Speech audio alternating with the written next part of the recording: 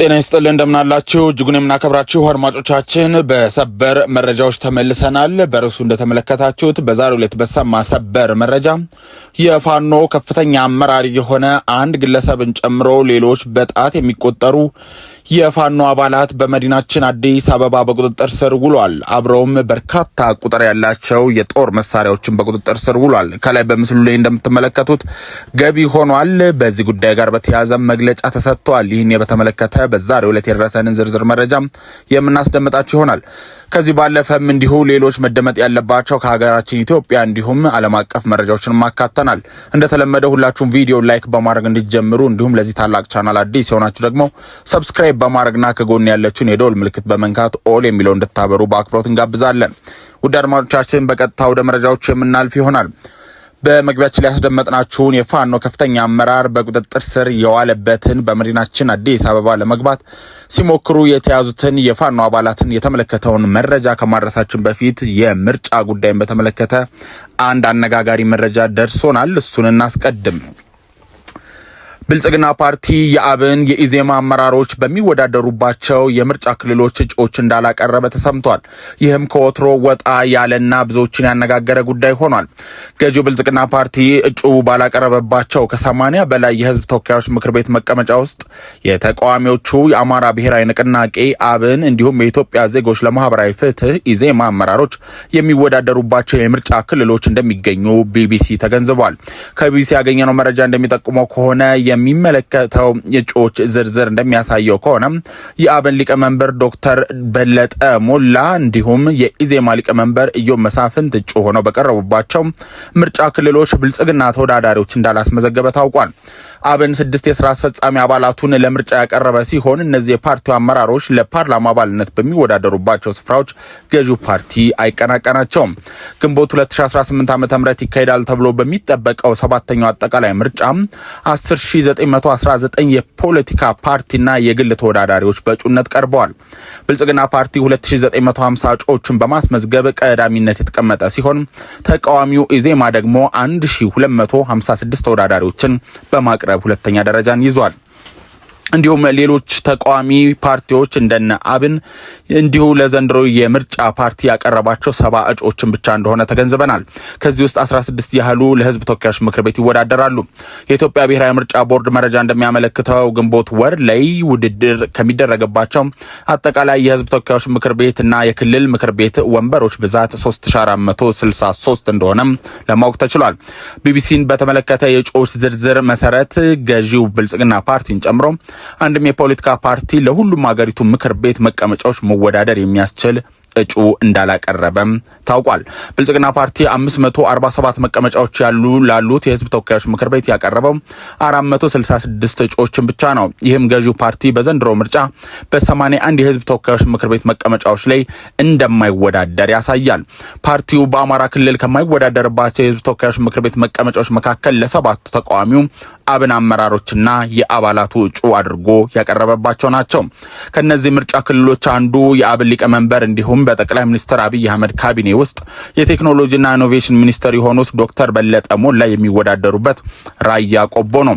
ብልጽግና በእነዚህ ምርጫ ክልል ለክልል ምክር ቤት የሚወዳደሩ እጩዎችን ቢያቀርብም ለተወካዮች ምክር ቤት ግን ተወካዩን አላስመዘገበም።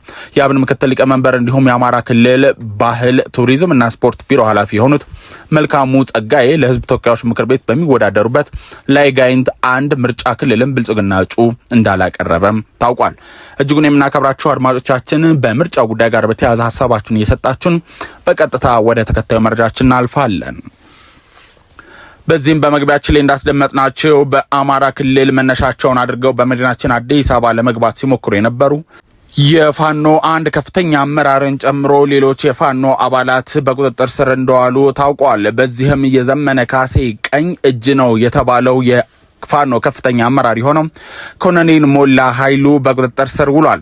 ታዲያ መነሻቸውን አማራ ክልል በማድረግ ወደ አዲስ አበባ ገብተው መንግስት ባለው ወይም ደግሞ ይህን መግለጫ በሰጠው አካል በተገለጸው መሰረት ቀጥታ ቃል በቃል ነው መግለጫውን የምናነብላችሁ። ታዲያ አዲስ አበባ ገብተው ለሽብር ዓላማ ሊውሉ የነበሩ ህገወጥ የጦር መሳሪያዎች በቁጥጥር ስር እንደዋሉ ነው የታወቀው። መነሻውን በአማራ ክልል ያደረገ ኮድ 3 አዲስ አበባ ታርጋ ቁጥር 05299 የሆነ ተሽከርካሪ ህገወጥ 8 8 ክላሽ እንዲሁም 151 ክላሽ ጥይት 17 የብሬን ጥይትና 7 የክላሽ ካዝና ጭኖ በድብቅ ወደ አዲስ አበባ ከተማ ለማስተላለፍ ሲሞክር ለገጣፎ ኬላ ላይ የኢትዮጵያ ፌዴራል ፖሊስ ባደረገው ጠንካራ ፍተሻ ከነተጠርጣሪዎቹም በቁጥጥር ስር ሊውል እንደቻለ ተገልጿል።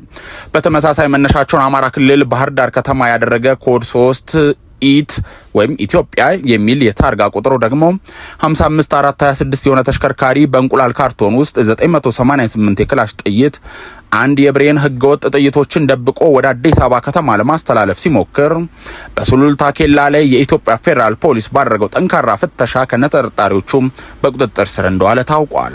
የኢትዮጵያ ፌዴራል ፖሊስ በተሰማራበት የግዳጅ ቀጠና ሁሉ የተሰጠውን ግዳጅ በታማኝነትና በቁርጠኝነት እየተወጣ የሀገርን ሰላምና ደህንነት እያስከበረ የህገ ወጦችን እኩይ ዓላማ ከግብ እንዳይደርስ የበኩሉን ድርሻ በጀግንነት እየተወጣ ይገኛል ይላል ይህ መግለጫ። ታዲያ ይህ ኮሎኔል ማለትም የነ ዘመነ ካሴ እንዲሁም ከፍተኛ የፋኖ አመራሮች ቀኝ እጅ የሆነው ግለሰብ ከነዚህ ኃይሎች ጋር በቁጥጥር ስር ሊውል እንደቻለ ታውቋል። አንዳንድ የመረጃ ምንጮች እንደሚጠቁሙት ከሆነም ከዚህ ቀደም የአርበኛ ናሁሰናይን ተጋድሎ ዳግመኛ ለመፈጸምና ሌሎች ትግሎችን ለማድረግ ሲሞክር ነው በቁጥጥር ስር የዋለው የሚሉ መረጃዎችን በስፋት እያሰራጩ ይገኛሉ። በመንግስት በኩል እየወጣ የሚገኙ መረጃዎች እንደሚያሳዩት ከሆነ ከፍተኛ ክትትል በማድረግ እግር በእግር እየተከታተሉ መሳሪያዎችንም ሆነ እነዚህ ኃይሎች ወደ መዲናችን ገብተው ሌሎች ጥፋቶች እንዳያጠፉ በቁጥጥር ስር የመዋል ስራ እንዲሁም ክትትሉ እንደሚቀጥል ነው መረጃው ለመረዳት የቻል ነው። አድማጮቻችን ወደ ተከታዩ ዜናችን በቀጥታ የምናልፍ ይሆናል። ይህም ዓለም አቀፍ መረጃዎች ሲሆን እጅግ አስገራሚ የሆኑ መረጃዎች በተለይም ደግሞ በመካከለኛው ምስራቅ እየተካሄደ በሚገኘው ከፍተኛ በሆነ ሁኔታ እየተጧጧፈ በሚገኘው ጦርነት መረጃዎች እየወጡ ይገኛሉ። ታዲያ የኢራን ምድር አንቀጥቅጥ የምድር ጦር ብዙዎችን አነጋግሯል። ኢራን ከ1 ሚሊዮን በላይ ተዋጊዎችን ለጦርነት ማሰለፏም ታውቋል። በመካከለኛው ምስራቅ ያለው ወታደራዊ ውጥረት ወደ ከፋ ደረጃ መሸጋገሩን ተከትሎም ኢራን ከ1 ሚሊዮን በላይ ተዋጊዎችን በተጠንቀቅ ማሰለፏን አስታውቃለች።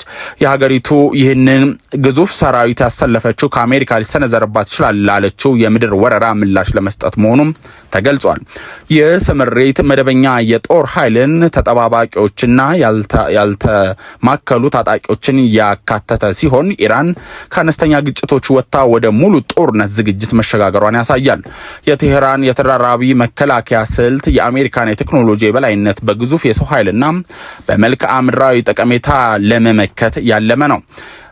ይህ ወታደራዊ እንቅስቃሴ በአሜሪካና በአውሮፓ ሀገራት ዘንድ ከፍተኛ ስጋት የፈጠረ ሲሆን የምድር ላይ ጦርነት ከተጀመረ ቀውሱ ከመካከለኛው ምስራቅ አልፎ በመላው ዓለም ላይ ከፍተኛ የፖለቲካና የኢኮኖሚ መናጋት ሊያስከትል እንደሚችልም የዘርፉ ባለሙያዎች እያስጠነቀቁ ይገኛሉ።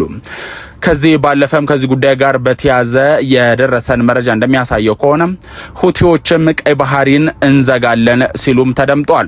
ትራምፕ በኢራን ላይ የታቀደውን ጥቃትም አራዝመዋል። የየመኑ ሁቲ ታጣቂዎች አሜሪካ በኢራን ላይ የምታደርገውን ወታደራዊ ዘመቻ ካላቆመች ቀይ ባህርን ሙሉ በሙሉ እንዘጋለን ሲሉ ከደቂቃዎች በፊት አስጠንቅቀዋል። ይህ ማስጠንቀቂያ የወጣው ፕሬዝዳንት ትራምፕ በኢራን የኤነርጂ ተቋማት ላይ የታቀደውን ጥቃት ለ10 ቀናት ማራዘማቸውን በገለጹበት ወቅት ነው። ለኢትዮጵያ ወሳኝ የንግድ መተላለፊያና ኢኮኖሚ ጉሮሮ የሆነውን የቀይ ባህር መዝጋት የሀገሪቱን የገቢና ወጪ ንግድ ላይ ከፍተኛ ቀውስ ሊያስከትል እንደሚችልም ተሰግቷል። እጅጉን የምናከብራችሁ አድማጮቻችን በተለይም ከዚህ ስጋት ጋር በተያያዘ በደረሰን በሌላኛው መረጃ ወደ 1900 መርከቦች መሄጃ አጥተው በአሁኑ ሰዓት እንደቆሙም ጭምር ታውቋል። ከየካቲት 21 ቀን 2018 በኢትዮጵያ አቆጣጠር ጀምሮ አሜሪካና እስራኤል በኢራን ላይ የሰነዘሩት መጠነ ሰፊ ጥቃት ተከትሎ በዓለም የንግድ መስመር ላይ ከፍተኛ ቀውስ እንደፈጠረ የሚታወቅ ነው። በዚህ ምክንያት 1900 የሚጠጉ የንግድ መርከቦችን በሆርሙዝ ሰርጥና በፋርስ ባህረ ሰላጤ አካባቢ መንቀሳቀስ አቅቷቸው ቆመዋል። ቴህራን ከጥቃት አድራሾቹ ሀገራት ጋር ንክኪ ያላቸው መርከቦች ወሳኝ በሆነው የሆርሙዝ ሰርጥ ውስጥ እንዳያልፉ በመዝጋቷ የባህር ላይ እንቅስቃሴዎች ሙሉ በሙሉ በሚባል ደረጃ ሊቆሙ እንደቻሉ ለማወቅ ችለናል። መንቀሳቀሻ አጥተው ከቆሙት መርከቦች መካከልም የነዳጅ ጫኝ መርከቦች፣ የኬሚካልና የንግድ ዕቃዎችን የያዙ ግዙፍ መርከቦችም እንደሚገኙበት ለማወቅ ችለናል። ይህም በዓለም አቀፍ ደረጃ የነዳጅ ዋጋና አቅርቦት ሰንሰለት ላይ ከፍተኛ የሆነ ተጽዕኖ እያሳደረ ይገኛል። መረጃው የአናዶሉ ዜና ወኪል ነው። እጅጉን የምናከብራችሁ አድማጮቻችን ተመልካቾቻችን በዚህ ሰዓት የመረጃ ጊዜያችን ያዝንላችሁ ዜናዎች እነዚህ ይመስላሉ። ከደቂቃዎች በኋላ በአዳዲስ ትኩስ እንዲሁ መደመጥ ባለባቸው ዜናዎች